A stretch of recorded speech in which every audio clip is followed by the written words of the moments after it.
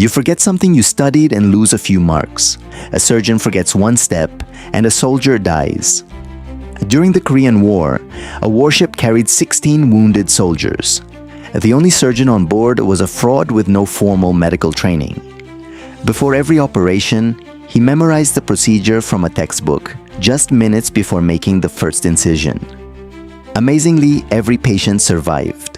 He wasn't a genius. The average IQ of prison inmates is around 92, likely lower than yours. So how could someone with no medical education outperform people who spent years in medical school? The answer isn't raw intelligence. It's a three-part learning system.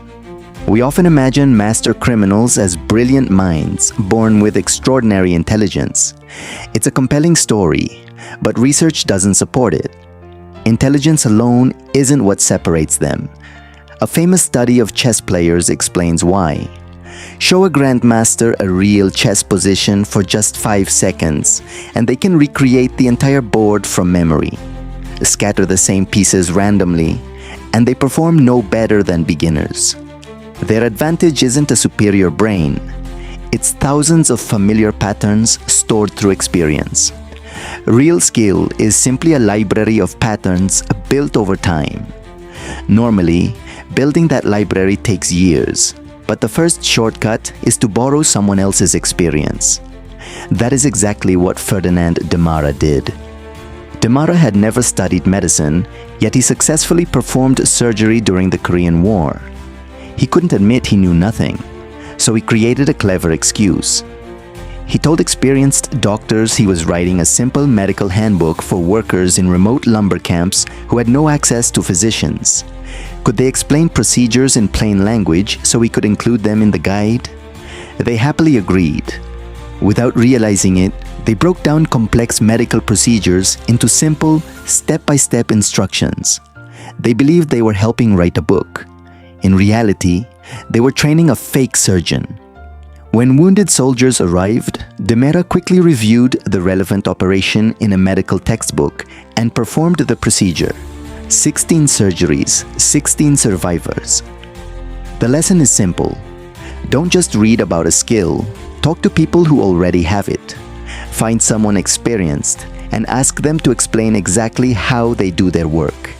Most people enjoy sharing what they know, especially when asked to explain it simply. That shortcut can save you years of trial and error. The second shortcut is learning the language of the field.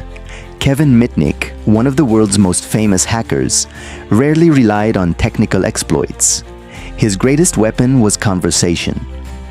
Before contacting a company, he studied its internal vocabulary, the names of departments, project code names, software systems, and everyday jargon employees used.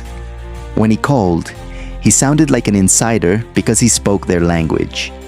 One famous example involved Motorola. While avoiding law enforcement, Mitnick wanted the company's confidential phone source code. He never entered a Motorola building. Instead, he made a series of phone calls.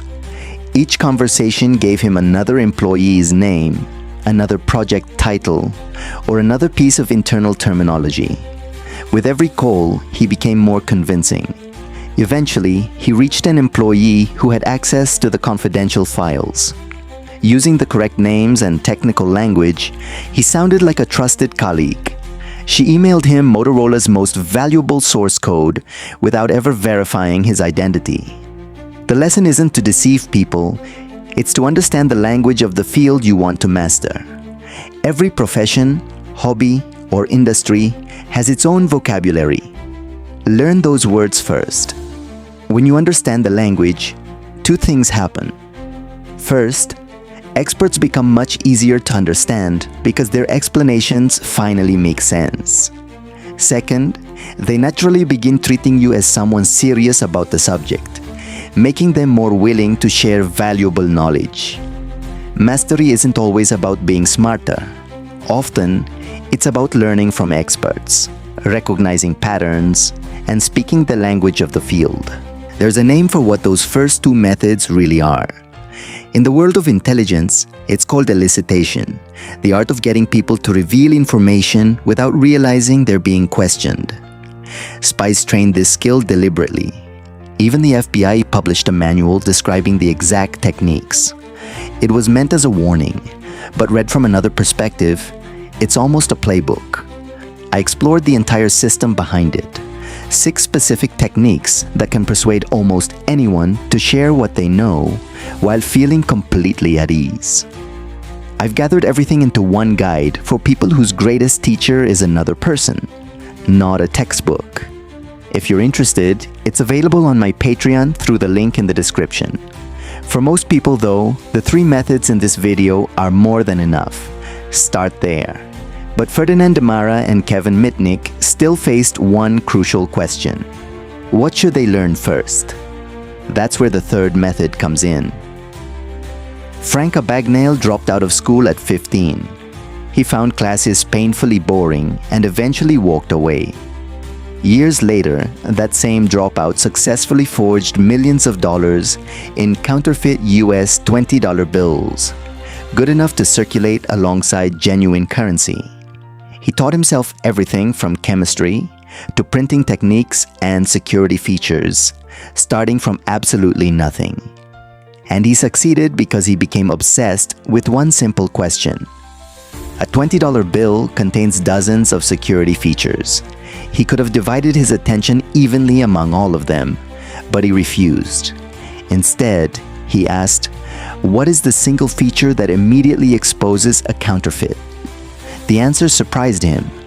It wasn't the ink or the design, it was the paper itself, the feel of it between your fingers. He believed that even in complete darkness, someone could tell when a bill was fake simply by touching it. So that became his first priority, the hardest and most important problem. If he failed there, nothing else mattered. Authentic US currency paper is made from a unique blend of cotton and linen that ordinary buyers cannot purchase. After spending nearly 2 years studying official government documents about currency security, Abagnale knew exactly what he needed. He created a fake company and contacted a European paper mill, claiming he needed premium paper for printing bond certificates. Over months of a patient, ordinary-looking correspondence, he slowly added one requirement after another. First, the precise cotton and linen blend. Then, chemicals that would fool counterfeit detection pens. Finally, a tiny security strip, which he casually explained as a feature for the certificates. Each request seemed harmless on its own, so no one became suspicious. Eventually, 5 pallets of authentic cotton and linen paper arrived at his door. He later said it was the greatest feeling imaginable because, from that point onward, everything else became easy. This is how highly skilled criminals approach learning. They don't try to master everything. They identify the one weakness that would destroy the entire project if they failed, and they solve that first. Researchers studying experienced burglars discovered the same pattern. A burglar doesn't analyze an entire neighborhood. Instead, they focus on just 2 questions. Does this house contain something valuable? Can I enter without being noticed? Everything else becomes background noise. You can apply the same principle. Before starting any new skill, ask yourself, what is the one thing that, if I get it wrong, makes everything else worthless? Learn that first.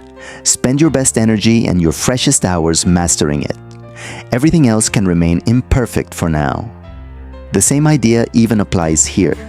If you never discover the next video, then everything you learned today loses much of its value. Subscribing solves that first. The rest can stay rough. But here's the twist almost nobody expects. Most people imagine successful criminals possess cold, fearless minds that make them unstoppable. The truth is almost the opposite. Brain scans of individuals with high psychopathic traits show that whenever a reward is within reach, their brain's reward system becomes dramatically more active than average. The chase itself feels incredibly exciting. Researchers concluded that these brains pursue rewards almost regardless of the consequences. At first glance, that sounds like the perfect mindset for learning. But learning isn't about chasing rewards. Learning is about making mistakes, feeling the discomfort they create, and changing your behavior because of them. That uncomfortable feeling is the feedback that improves you. Ironically, it's exactly the signal these brains often ignore. In one famous experiment, psychologists gave participants a computer game involving real money. Some choices consistently earned money, while others quietly lost it. Most people quickly recognized the losing optio,